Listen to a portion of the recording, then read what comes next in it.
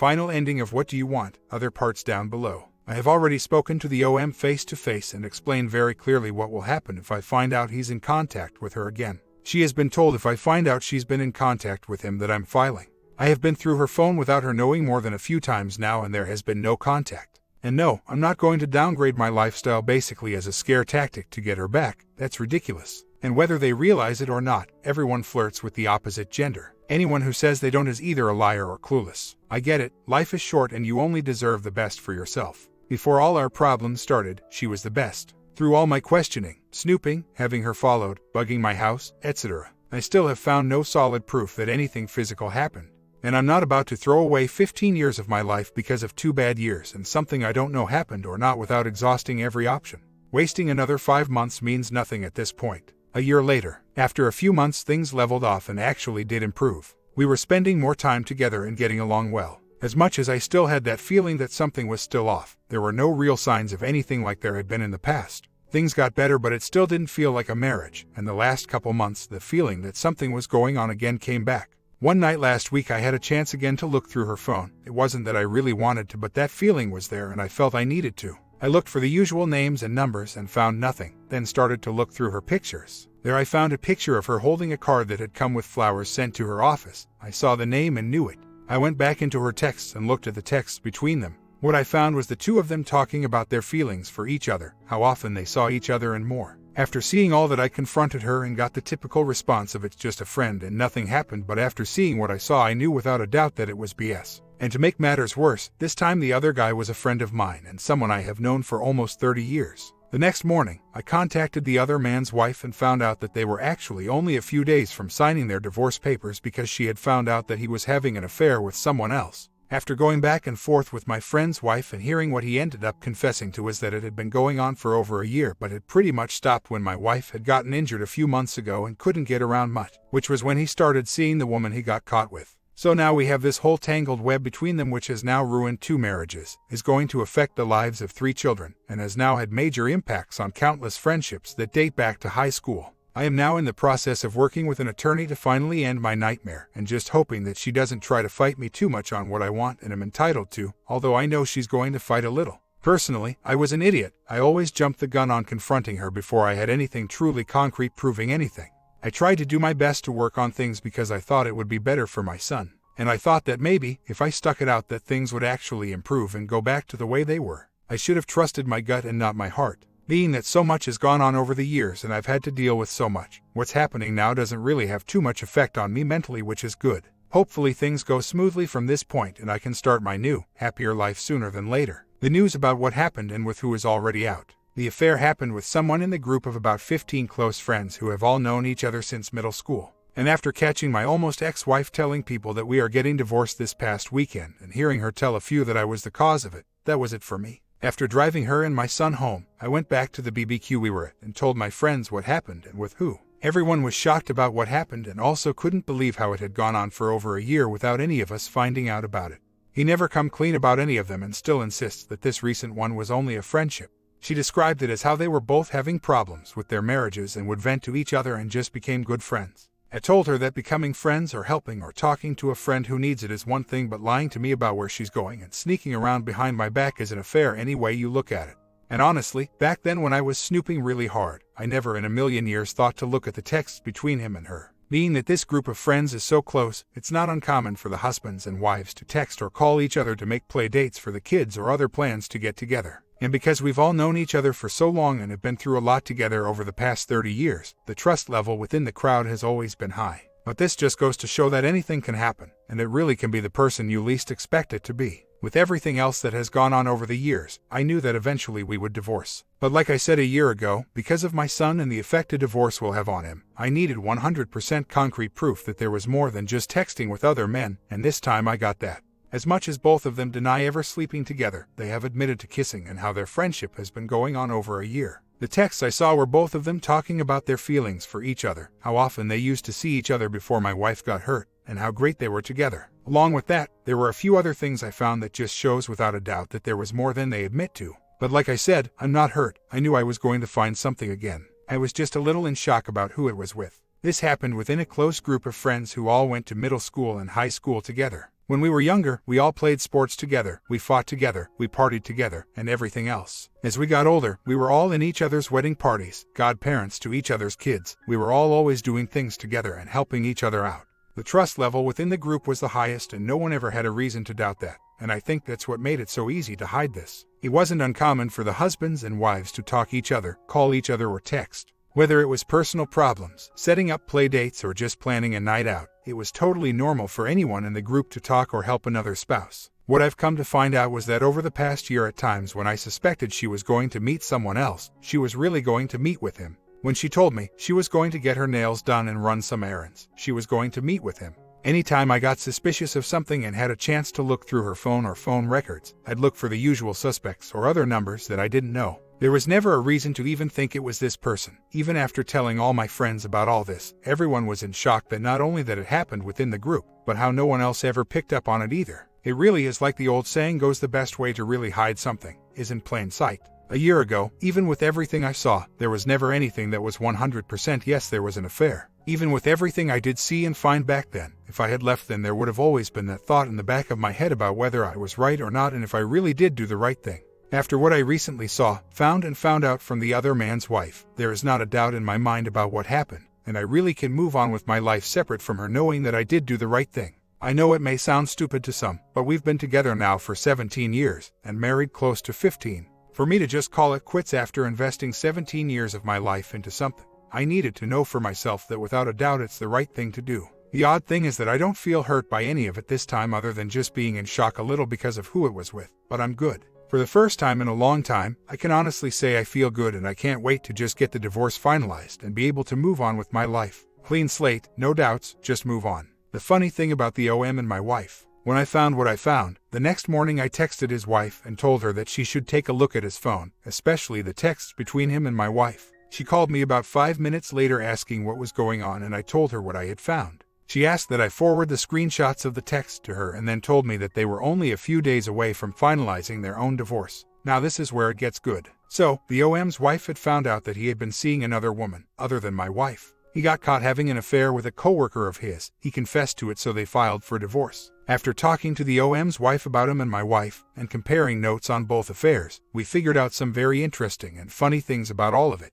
So, the OM and my wife had been having an affair for a little over a year, according to what the other man confessed. From what my wife told me, it was nothing more than a friendship, but that they really hadn't seen each other since February. Now this is where things get interesting. The beginning of March, my wife went on a ski trip, a trip she takes every year with a large group. On that trip she got hurt pretty bad, tore pretty much every ligament in her ankle. So, when she got back, she really couldn't get around at all. So, what myself and the other man's wife realized from what she had found was that since my wife was injured and couldn't get around, he went out and started dating this other woman, the one he got caught with. The OM also confessed to his wife how he had been trying to get rid of my wife for a while because he wanted to be with this other woman, but my wife kept stalking him. So, talk about karma biting you in the back, right? So now the other man is divorced and is apparently dating this other woman who he claims to want a relationship with, and my wife is left with nothing. No affair partner, no husband anymore, and once the divorce is finalized, she'll only have half of everything else. As far as our group of friends, everyone has cut ties and contact with both of them. They're all as shocked and sickened by all of it as I am. Now I know that over time some of those friendships will most likely rekindle, but I know that they won't be the same as they once were. I also told all of them that because of the kids that they may have to see her from time to time because of the kids' birthday parties or whatever else. I told them that during those times to not outcast her but not be overly friendly with her either. Basically, if they could just suck it up for the hour or two for the sake of the kids, that I'd appreciate it. The last thing I want in all this is it to cause more effect on my son than there needs to be. At the beginning the boundaries were there. If she was out with friends somewhere and someone hit on her or whatever, she always told me about it when she got home. Things changed when she finished law school and got her first job as an attorney. Even then we spoke about it and I understood what she was saying. She was a young female attorney in a very male-dominant industry, and she was trying to prove herself and make a name for herself. And even then, if something was said to her by another man or whatever, she would tell me about it. The problem was that slowly she got pulled more and more into work and networking. When I tried to talk to her about how much time she was spending working and at networking events, as a way to reinforce and remind her of the boundaries we once had, she took it as me hating her career. The more I tried to talk to her about it, the more it caused fights and pushed us apart, which ultimately led to the beginning of our problems. As far as moving out, I'm still in the house and I've told her a few times that I'm not leaving until everything is settled and signed. Legally, I have every right to stay at the house, and for the most part we are civil and do get along, especially when our son is around. She knows that when it all comes down to it that she has no leg to stand on. She knows I have screenshots of all the texts I've found over the years. I have all the texts between her and I talking about our problems as well as all the emails. She knows I have the emails and texts of me talking about counseling, me finding a counselor, and her saying she didn't want to go anymore after 3 sessions, along with all the times that she admitted to checking out of the marriage a long time ago and me continually saying how I didn't feel that all the years together and all the memories we've made were worth giving up because of a couple rough years, without at least putting in an honest effort to try and work things out. As far as her career, she's doing great, and I actually am very proud of her. She recently became a partner in a new firm and her career really has taken off. She's worked hard to get where she is and she does deserve it. Unfortunately, she pushed aside her marriage and now has lost it in order to get where she is. Her personal life is a complete train wreck, which is something I still don't understand. Like, how is it that someone who is so on point with their professional life, such an absolute mess in their personal life? All of the problems we've had over the years, her drinking and how it's gotten worse, friends hearing things here and there, and whatever else, has caused her to lose friends and for some of her friendships to decline.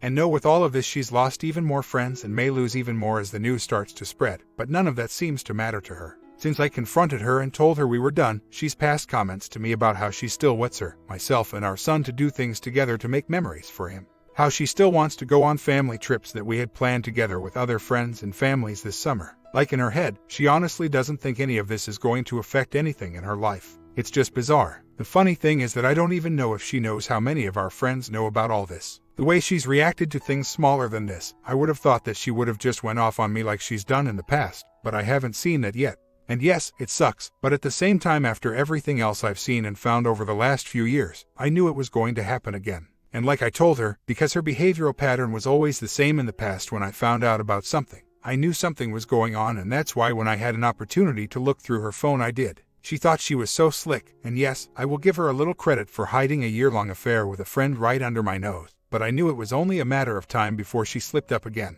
The difference this time was I was waiting for it, and I wasn't going to let her know that I knew until I had all the proof. I needed to prove it once and for all. You live and you learn. I do feel embarrassed about how things unfolded, being that it happened right under my nose with a close friend for so long. But at the same time, it felt even better to finally come out and tell my friends what happened and everything that's happened in the past that's now finally causing the divorce. With the divorce now happening, I'm both curious and worried about how his home life is going to be when he is with her. I know that he will be safe, but with her schedule and how she always seems to be working, I feel like his weeks with her are going to be spent either with babysitters or at friends' houses more than actually with her. As far as her explaining anything to me, every time anything has happened it's always the same story. They're just a friend. It was an unsolicited text. I did nothing wrong and I'm allowed to have friends. This recent one, when I found the texts of them both talking about their feelings and how much they saw each other, she still claimed it was just a friendship and that all they did was talk about the problems in their marriages. When I asked her why in one text when he asked her to talk dirty to him, and her response was to tell him to download WhatsApp and she would, she told me she was joking around. She really is delusional, or for whatever reason thinks I'm just a complete idiot.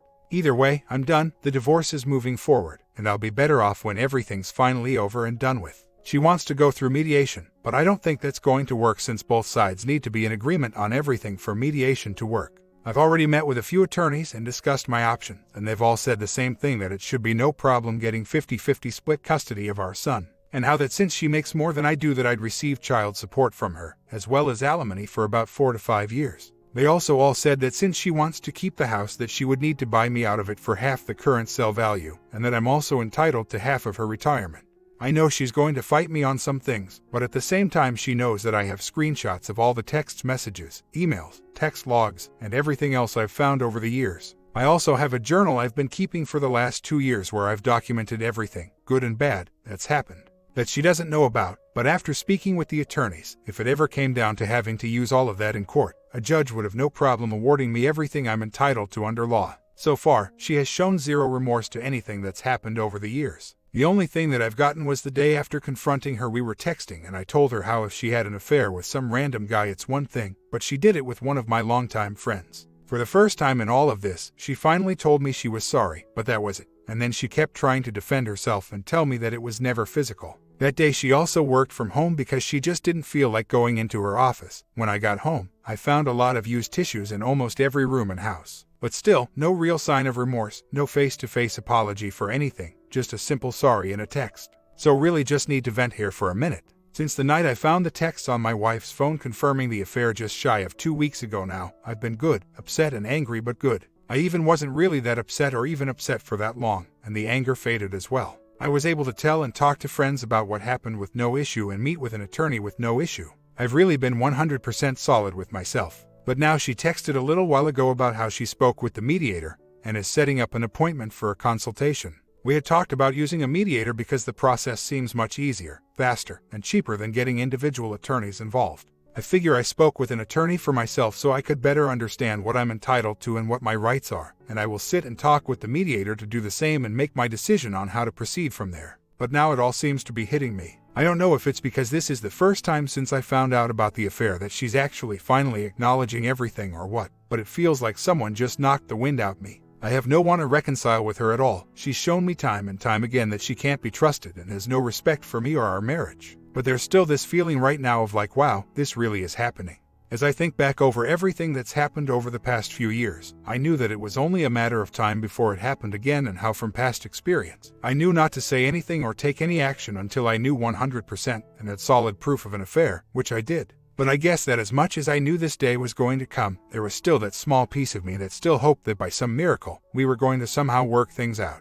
I guess her finally acknowledging all of it has finally made it all real, and that's what and where this feeling is coming from. I know it will pass, we'll both move on with our lives, our son will eventually adjust to everything and be fine, and that I will not only be fine, but become a better person because of all this. First, she tried to play the friends card, but has now realized that since I've told my friends what happened, she's finally starting to see that she no longer has those friends. She's played the kid card by telling me how she still wants to do things together even after the divorce so that our son has memories of the three of us. When I told her that that wasn't going to happen, it turned into how I don't care about our son. As much as I'm set in my understanding of what and how things are going to happen and be like moving forward, she still seems to think that other than me not living there anymore that not much will change. Although even that attitude I'm starting to see change from her. No matter how many times I tell her no to things that she wants me to help with or do for her, it just still seems like she just doesn't get it yet. We have an appointment with a mediator next week together. I think after that meeting everything might finally hit her, and unfortunately, I think things may take a radical turn after that meeting as well. Things for the most part have been civil between us and around the house, but I believe that once she hears that I am going after everything that I'm entitled to under the law, that she's going to become very angry and start to make things difficult.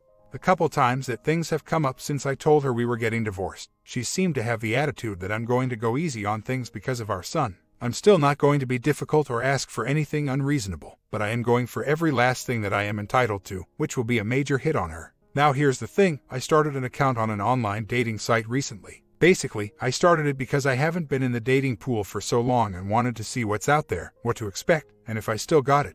Needless to say, it's been fairly interesting so far with some of the women I've chatted with on the site, some good, some just outright bizarre. But 2 days ago, I started chatting with someone, one of the first women that I initiated the conversation with, and actually really hit it off with her. As we went back and forth, we both realized that we actually have a lot in common and our views on things are very similar, and I really have been enjoying chatting with her. So yesterday afternoon we were talking about our plans for the night, and again, she was doing something with her kids that I do with mine and that I used to do as kid myself. When she told me, I told her how I take my son to the same place and have been going there since I was kid, and I joked about how we're like the same people. She agreed and thought it was funny too. I had to go, so I told her that I'd talk to her soon and left my number for her. I didn't say to call me or text me, I just left the number and figured I'd see what happened.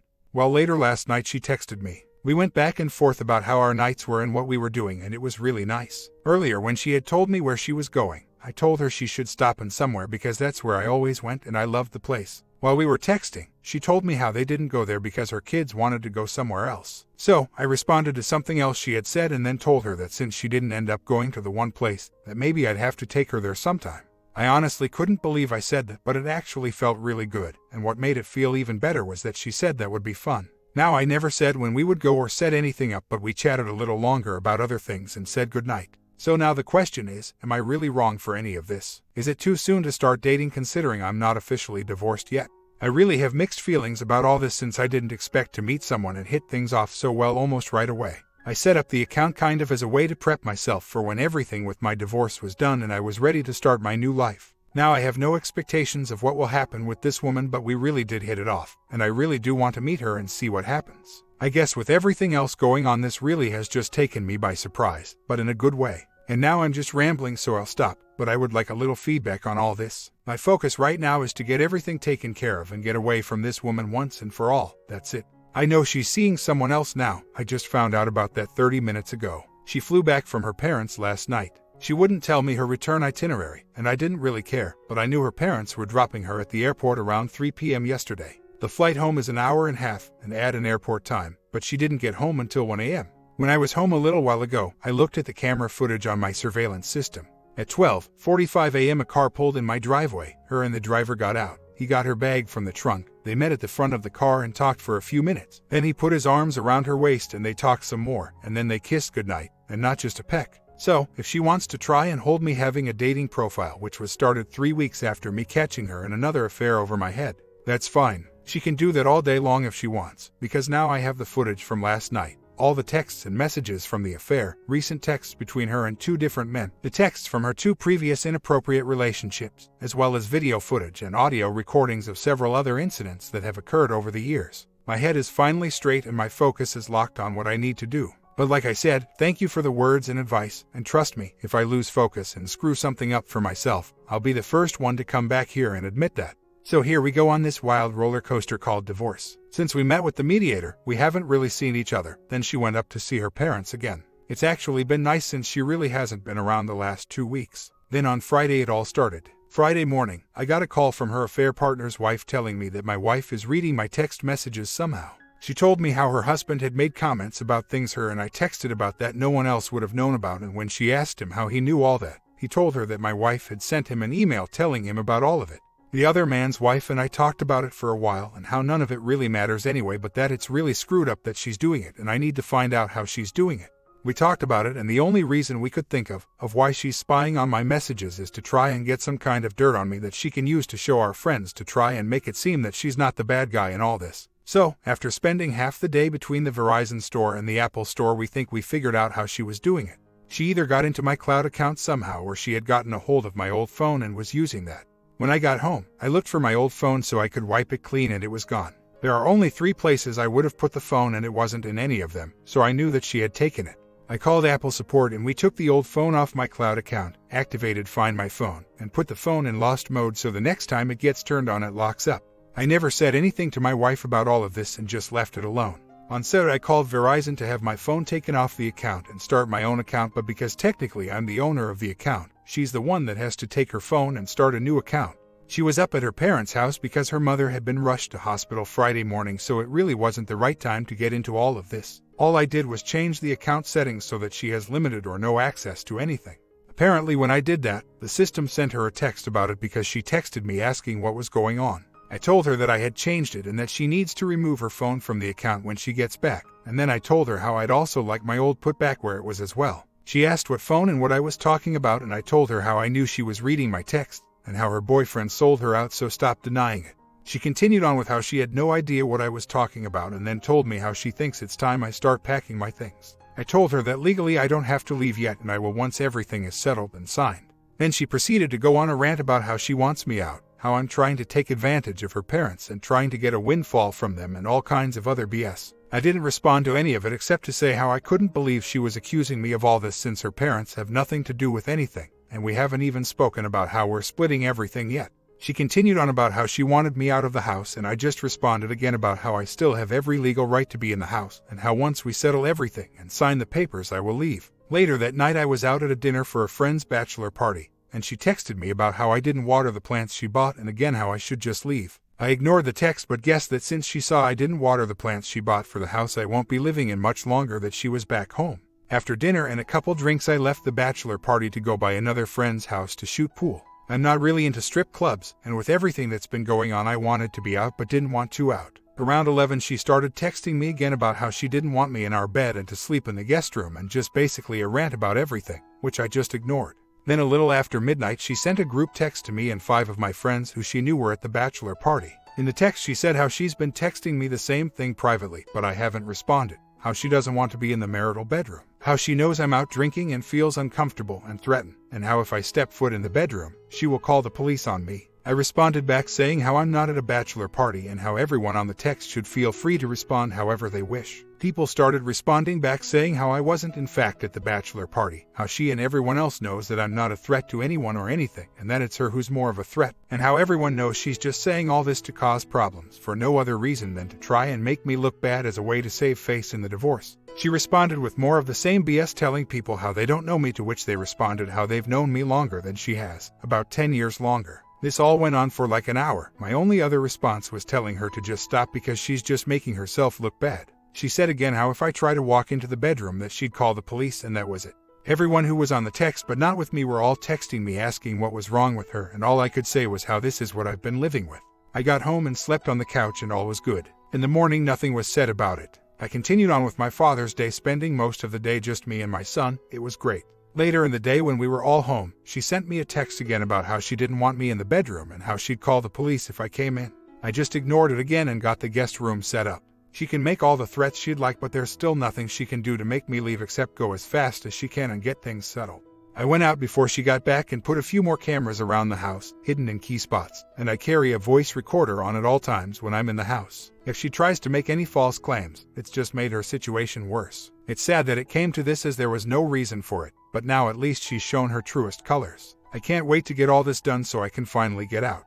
Why I'm leaving the house? I don't want the house for one. I never really liked it in the first place. We bought the house from her parents shortly after we were married. They gave us a really good deal on it, and it's in a great neighborhood close to my family and a lot of my friends. I never really liked the layout of the house and figured we would start there and eventually move, but that never happened. It's not the end of the world, but I still don't like the layout, and because of the debt she got us into years ago, we never had the opportunity to do any of the renovations we talked about. And because one of our dogs accidentally got knocked up and had a litter of 6 puppies, parts of the house smell like a kennel, and the backyard now needs a lot of work because they've destroyed it. I never agreed to keep any of the puppies, but she refuses to get rid of any of them. But whatever, I don't like the layout. It needs a lot of work to clean it up and get it to how I would want it, and it's just easier and cheaper for me to find a place with a better layout that's already been renovated. The second reason is that as much as I could afford the mortgage, bills, and upkeep, it would make things tight for me. I don't need something as big, and I'd rather find a condo or townhouse where I don't really need to worry about the upkeep, and that's just much more cost-effective. One of the other reasons is that being that it was her parents' house and she did grow up there. She said when we met with the mediator that she not only wants it but how much she wants it. She knows that she would need to refinance the house to get my name off of everything, and the rates right now are lower than our current rate, so she'll probably have a lower payment. The good thing for me is that typically when an appraiser does the appraisal, when it's done as a refinance appraisal, it is usually valued higher than if it were for a sale. That means that my half of the equity will be more, so it works to my benefit financially. I know that if I put up a fight over the house, then we would most likely end up just having to sell it, since she would never agree to give it up. If we were to sell, we would end up selling for probably $75,000 to $100,000 less than we would if it were just refinanced to her name. As a refi, there is more value in the house than a sale, since we've never really done any renovations or upgrades to the house. The funny thing about it is that I know that even though she makes more than I do, affording the house along with her lifestyle and spending habits is going to be tight for her as well. The possibility of her having to sell the house within a few years of the finalization of the divorce is a very real possibility. And as much as I don't wish hardship on her, it would be kind of satisfying to get my payout from the house and then see her having to sell it after the fact. After her little tantrum on Saturday night, I did sleep on the couch when I got home. In the morning, my son came downstairs, jumped on me, and gave me a big hug. He asked me why I slept on the couch, so I told him that the bedroom door was closed when I got home, and he said, "And Mommy locked it too." I changed topics and spent a great Father's Day, just me and my son doing what we do to have fun together. During the day, she had sent me a text again telling me that she didn't want me in her bed or she'd call the police, which I didn't respond to. After dinner, the three of us were outside and my son said something about if I was going to sleep in my bed tonight, and she spoke up and said, "No, Daddy's going to sleep in the guest room." Immediately my son looked at her and said, "Why are you being mean to Daddy?" To which she responded how I was sleeping there because my back was bothering me and that bed is better for my back. He wasn't really buying that, I don't think, but he doesn't need to really know anything just yet. If he picks up on it, fine, but he doesn't need to know anything until it gets closer to the time I'm leaving.